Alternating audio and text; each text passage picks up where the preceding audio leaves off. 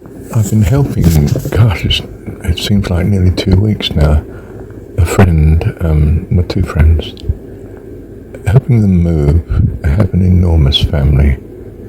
They've got about 20 pets. Well, they breed cats and dogs and sell them and so on. And they're a simply wonderful couple. But they live in choked up unnecessary possessions. Things that are conceivably of valuable to them, or could be at some future date, if they had enough time to find them in the chaos, and put them right, repair them, and or simply realise you got them. You can be in a position with so many possessions that you want an item like a pair of scissors and you probably own 10, but they're nowhere to be found. You've got to go off searching for everything. Now, my dad was the complete reverse. He could, and I could really, go into his bedroom without the light on and know exactly where everything was, where it would be on the dressing table, or in which drawer, or where in the cupboard. And it would be definitely the same with his workshop. Every tool had a particular place on the wall. It was so in the shed. The mower was kept there, and it was cleaned before you put it away. The place was swept and clean. It may have been a workplace, but it was utterly orderly. You don't leave a hammer on the bench. You put it in its place on the wall after you've used it, so that when you need it, you know exactly where to find it. Now, some people find this intolerably restrictive and exacting. Some ladies run their house like that. You put the newspaper down to go into the kitchen. When you come back, she's put it away under the table where the newspapers are kept. And yesterday's newspaper is always already thrown out. Everything is utterly shipshape. If you use something in the kitchen, you wash it up, probably even before you have the meal, and certainly immediately afterwards you go and do the washing up and put the dishes away. In fact, you even dry them because you don't want temporary chaos left on the draining board while things are draining and drying for the next 3 hours, or indefinitely till someone thinks of using them again.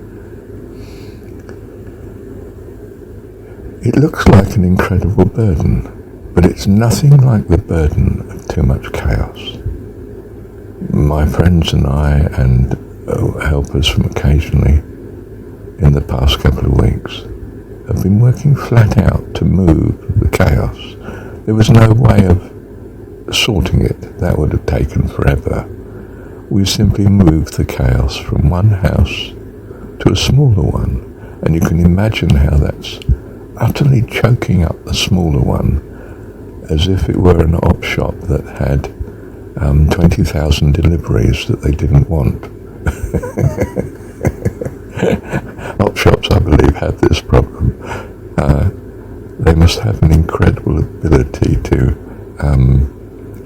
turn chaos into manageable simplicity. Now, of course, I'm talking about the physical very much here, but it's impressed on my mind. I had a couple of dreams last night, and possibly the night before, of not being able to find someone. I mean, a wife in this case. She'd gone to some conference centre which had many rooms and many floors in the building, and she wasn't there, and she hadn't been there, and she wasn't there, and I couldn't ask there, and I couldn't see her there, and it was a chaos dream.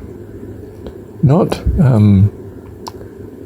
a frightening dream, but very, very unsatisfactory.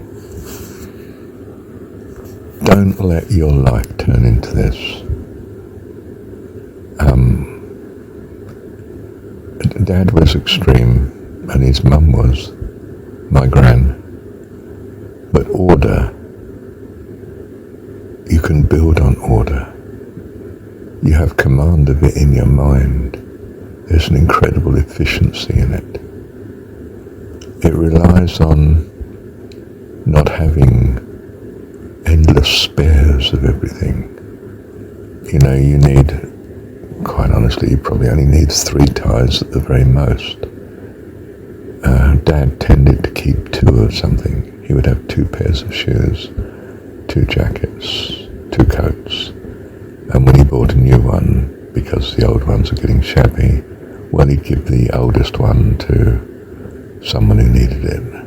This was before the days of boot sales and garage sales and op shops, you know. Now you can take it down and know in your heart that someone's going to give a few dollars for it, that finds a use for it and needs it perhaps.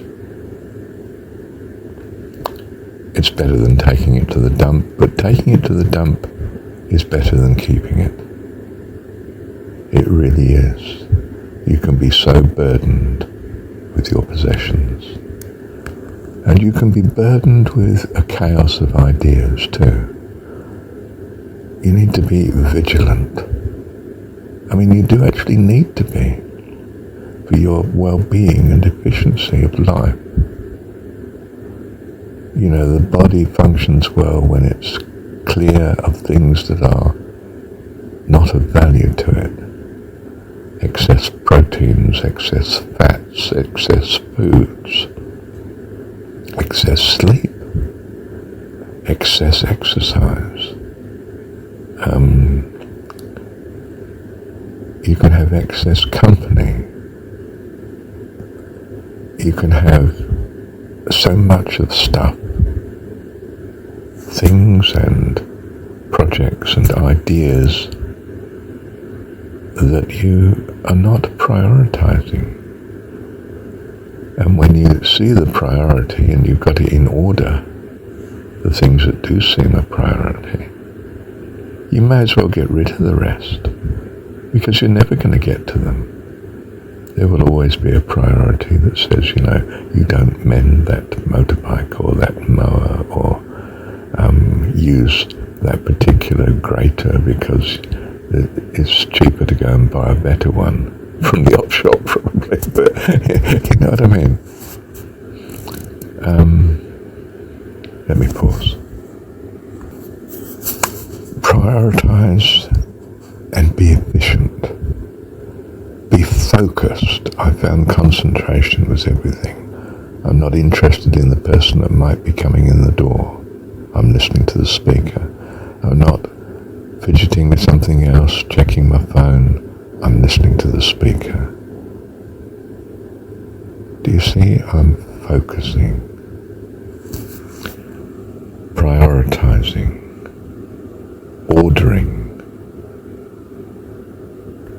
Ordering everything around me. Now, clearly there's going to be an extreme where this is to excess. You'll spend all your life ordering and not being and just relaxing and okay, but order will give you space to do such. You can create, build, think, anticipate in an ordered system, and in chaos you can't. Chaos is the environment for no life until it's ordered. And really that's what the Genesis opening chapter's about, isn't it? He brought order into the chaos, the firmament, and clear out that which is not what's going to be useful. make space that you can put something lovely there, useful and helpful to life. You may have 1,000 interests and not really be accomplished or achieve much in any of them. You can fill your larder. The cupboard and the fridges can be filled, but not really have something that you want to eat. You know, you can have spice jars that you never open, boxes of junk that you're never going to sort, rubbish that you never get rid of. Get rid of it. Be with those that are a blessing and don't keep filling your life with those that are not. Be vigilant. Look at activities that crowd out your time and are not bringing a return. Be focused on what you value. Thou shalt love the Lord thy God with all thy heart, soul, mind and strength. Why? Because he epitomizes, he personifies all that you truly value. In other words, prioritize. It's the beginning of the scripture. You know, how did God take the chaos and turn it into order? It's because he brings order. It's the genes that he gives us. It's our genetic. If he makes order and creativity, so do we, or we will not be fulfilled. Bless you. Thank you, Dad. Oh yes, as Jordan Peterson would say to the young man, make your bed in the morning, get up at a known time, bring order into your day, you know, smarten up, get organized, be a dynamic force.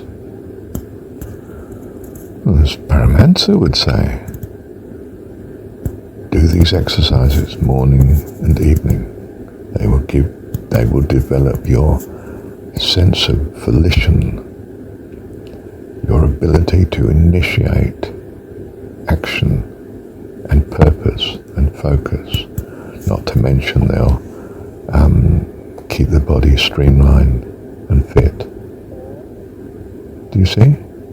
Don't fill your stomach with excess food, especially before exercising, you know, or it'll cause you just to go to sleep. You're just shut down while the body copes with the incoming mess that you've given it. Choose that which brings health, vitality, purity, clearness of mind, order. Of course, my name's Marshall, isn't it? You know, to marshal something is to put the troops in order. They're in a way you can manage your forces to win the battle, instead of just being outflanked and swamped and, you know, the right stuff in the wrong place.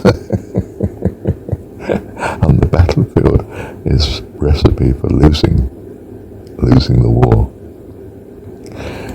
I'm not sure I should make this analogy, but you see what I mean, don't you? Bless you. Thank you, Dad.